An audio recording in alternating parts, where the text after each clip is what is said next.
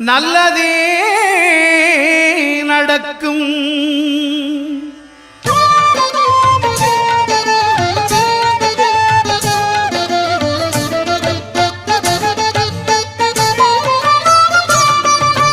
9 கோளும் ஒன்றாய் காண அங்கு கற்பகம் என்னும் கடவுளின் மெய்யில்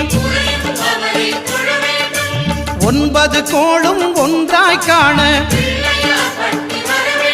அங்கு கற்பகம் என்னும் கடவுளின் மெய்யில்